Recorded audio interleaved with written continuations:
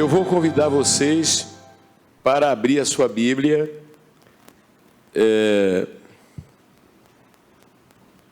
na primeira epístola de João. Vamos ler aqui o primeiro capítulo e alguns versículos.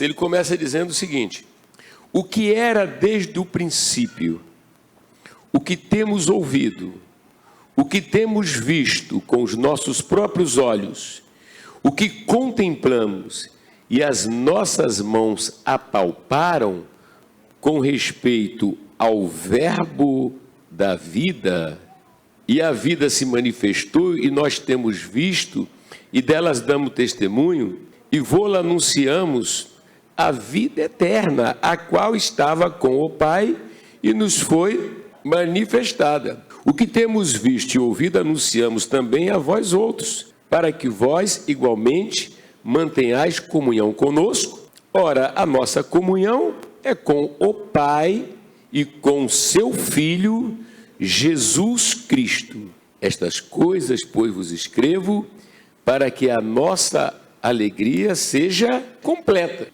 Esse parágrafo aqui, ele procura trazer tranquilidade aos filhinhos de Deus, aquela época de João, quando ataques concernentes à pessoa de Jesus, né? Porque você imagine, né? Você imagine, se muitas das vezes a maneira de dispersar ovelhas é ferindo o pastor, não é verdade? Sim ou não? Se as pessoas vieram a partir do dia de Pentecoste a Jesus Cristo, e a mensagem que foi pregada que ele encarnava, né, todo o propósito de Deus de redenção humana, com consequente estabelecimento do reino de Deus.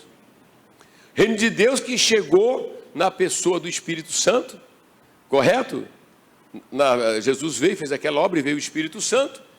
E esse reino de Deus, quer dizer, quando se fala de reino de Deus, fala do domínio de Deus, né? Domínio de, vamos falar com domínio de Deus. Um domínio de Deus, mas que era precedido pela morte expiatória de Jesus Cristo, pelo sangue de Jesus, que vai resgatar, vai redimir homens e mulheres, a fim de que estejam em condições de ter comunhão com Deus. Os irmãos estão entendendo ou não? Hein? Qual é o ataque que o diabo tem que fazer para enfraquecer, provavelmente, muitos crentes? Ataca o quê? A veracidade sobre Jesus Cristo. Atacar sobre Jesus Cristo. Você já imaginou se alguém consegue provar para nós que Jesus não ressuscitou?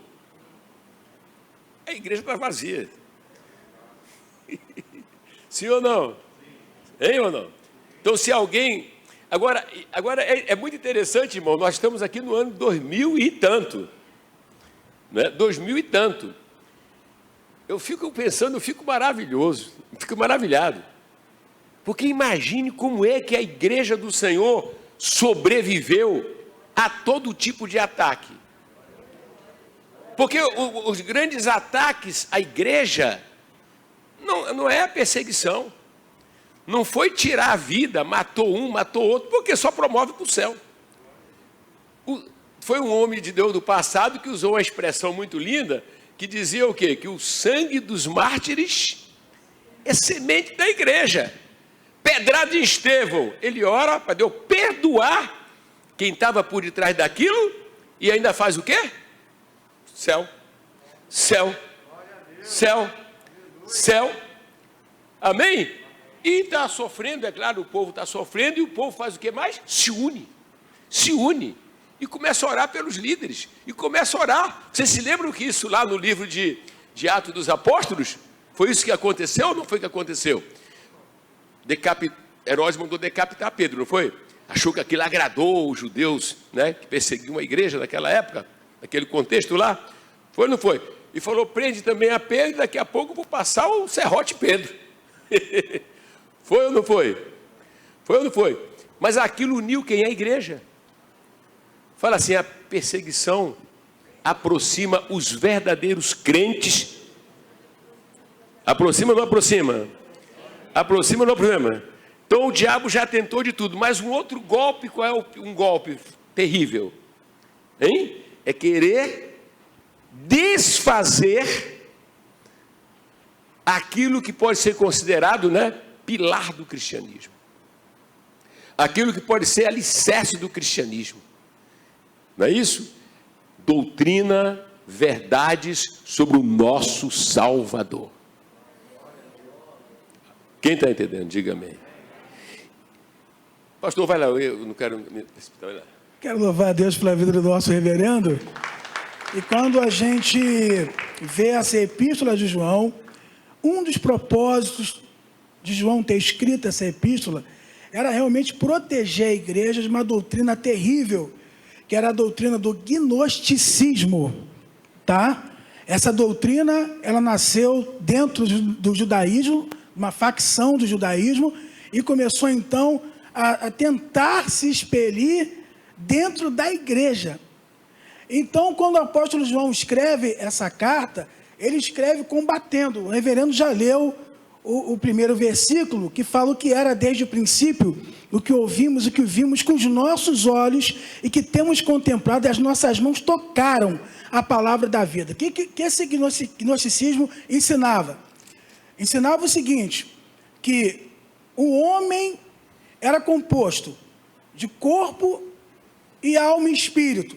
Só que alma e espírito eram um e o corpo era outro. O gnosticismo era a doutrina do saber. O que eles pregavam? O que eles ensinavam?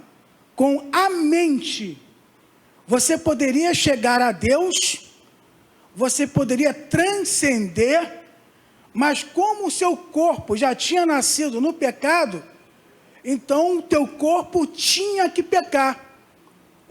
Quem nascesse, tivesse automaticamente um corpo, era pecador e tinha que pecar. Foi aí então que eles começaram a atacar o Senhor Jesus. O que eles começaram a dizer sobre Jesus?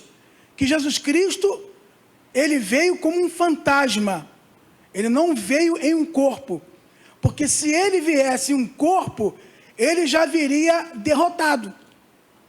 Então essa doutrina ensinava que a pessoa, ela podia ter uma vida com Deus, isso tudo na igreja, uma vida com Deus, mas o seu corpo poderia fazer o que quisesse, que não teria problema algum. Então eles ensinavam o seguinte, que quem esteve aqui na terra não foi Cristo, foi alguém que esteve aqui, e aí entrou um espírito nessa pessoa, e foi até essa pessoa, e saiu antes de Jesus sofrer na cruz. Por quê? Eles dizem que era impossível Jesus ter vindo em carne. Então, por isso que o apóstolo João fala que viu Jesus, que tocou em Jesus, e viu com seus próprios olhos, e suas mãos o apalparam. Aí, pastor, não termina não. Aí você abre aí, em primeiro livro de João, capítulo 4, versículo 1, diz assim: amados, não deis crédito a qualquer espírito, antes provai os espíritos se procedem de Deus, porque muitos falsos profetas têm saído pelo mundo fora. Nisto reconheceis o Espírito de Deus. Todo espírito que confessa que Jesus Cristo veio em carne é de Deus. E todo espírito que não confessa a Jesus não procede de Deus. Pelo contrário, esse é o espírito do anticristo, a respeito do qual tendes ouvido, que vem e presentemente já está no mundo. Então isso aqui, para a gente perceber que essa epístola de João, ela tem conforto, ela tem exortação, não é? Mas ela é também o que? Apologética, porque ela procura fazer uma defesa daquilo que é fundamental, né? Sim, e é muito interessante toda essa questão sobre Jesus, né? Nós sabemos que tem também hoje seitas, né? que tem uma concepção equivocada de Jesus, né? Então nós precisamos estar muito atentos para não sermos enganados, nem nenhum novo convertido hoje ser enganado, a fim de que venha remover você, entende? Daquilo que verdadeiramente é um ensinamento das Escrituras, tá? No princípio era o Verbo, e o Verbo estava com Deus, e o Verbo era Deus. Todas as coisas foram feitas por intermédio dele, nada que foi feito se fez sobre ele. Foi isso? Foi ou não foi? Só que o Verbo se fez, quer dizer, o Verbo se fez carne e habitou entre nós, e vimos a sua glória, como a glória do unigênito Filho do Pai. Glória a Deus. E aqui, reverendo, quando a gente lê no versículo 22, capítulo 2, versículo 22, porque eles queriam falar de todo jeito que Jesus que morreu na cruz não era o Cristo. Então o apóstolo Paulo fala aqui, olha, no versículo 22, quem é o mentiroso senão aquele que nega que Jesus é o Cristo? É o anticristo, esse mesmo que nega o Pai e o Filho. Qualquer que nega o Filho também não tem o Pai, mas aquele que confessa o Filho tem também o Pai. Porque eles estavam enchendo a cabeça das pessoas que o Deus do Antigo Testamento era menor do que Deus do Novo Testamento. E o Jesus que veio aparece como um fantasma e desaparece. Ou seja, descaracteriza todo o plano de Deus, que era o Verbo se fazer carne para morrer no nosso lugar. Nós não queremos ser superficiais, nem fazer jogo de palavras. Mas é hora de, nessa última hora, a gente olhar para o texto sagrado e dizer, Deus está conversando comigo. Deus está falando comigo. Quer dizer, qualquer hora, qualquer um pode partir para a eternidade. Você pode partir para a eternidade. Você pode partir para a eternidade. Gente, olha, o que está de morte, né? De vez em quando a gente vai dizer, um coração parou, um outro teve um infarto. Não é nem o coronavírus, não, necessariamente, né? A gente tem ouvido aí, fulano de tal foi um infarto, 30 e poucos anos de idade, o outro isso, o outro isso, o outro isso. Pensa na tua alma, meu irmão. Pensa na tua alma, minha irmã. Pensa em Deus. E outra coisa, o que é que o pecado traz? Todo mundo que sucumbiu no pecado, primeiro, não precisa sucumbir, você já veio de lá. Como é que era a tua vida antes lá? Hein, gente? Aí tem que repetir para experimentar coisas piores ainda, porque agora conhece a verdade. Diga, fala assim comigo, diga não. Eu queria ouvir um não aqui dos homens. Diga não. Diga não. Não ao pecado. Não ao pecado. As mulheres, cadê as mulheres? Diga não. Não ao pecado. Mais uma vez, diga não. Diga não. Não ao pecado, mulheres.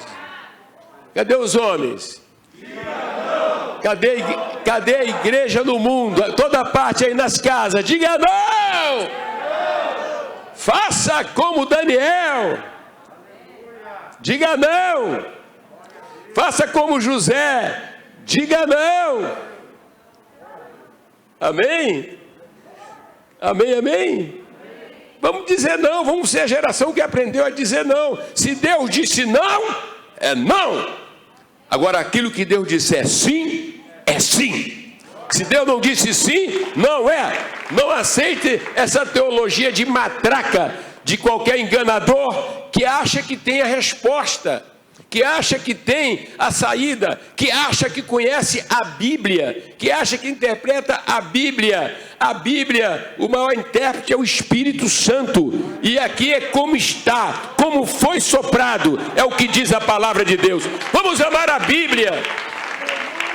Vamos ler a Bíblia para sermos mais sábios. Vamos praticar a Bíblia para sermos santos.